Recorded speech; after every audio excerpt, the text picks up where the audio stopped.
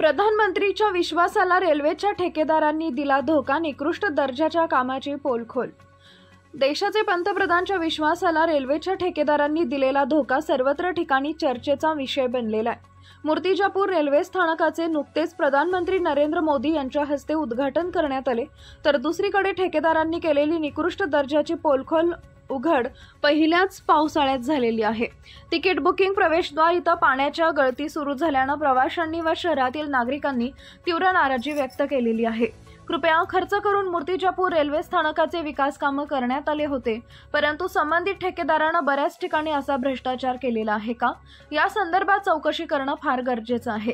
Murtijapur railway स्थानकाचं उद्घाटन नुकतेच संपन्न झाले। या कार्यक्रमात खासदार अनुप धोत्रे, आमदार हरीश पिंपळे यांनी हजेरी लावली। अशा परिस्थितीत रेल्वेच्या संबंधित ठेकेदारांनी कोणकोणत्या ठिकाणी असा निकृष्ट दर्जाचा काम केलेला आहे याची उच्च स्तरावर चौकशी करण्यात येत आहे।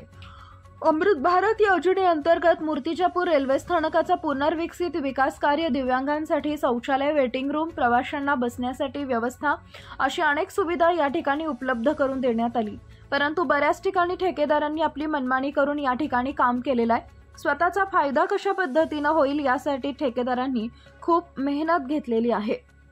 मूर्तिजापूर रेल्वे स्टेशनची कायापालट व्हावी, या ठिकाणी सुपरफास्ट गाड्यांना थांबा मिळावा, यासाठी आमदार पिंपळेंच्या माध्यमातून एक मोठी तारेवरची कसरत जनतेच्या सेवेसाठी करावी लागते। इंडिया न्यूज R7 मुख्य संपादक अनवर खान।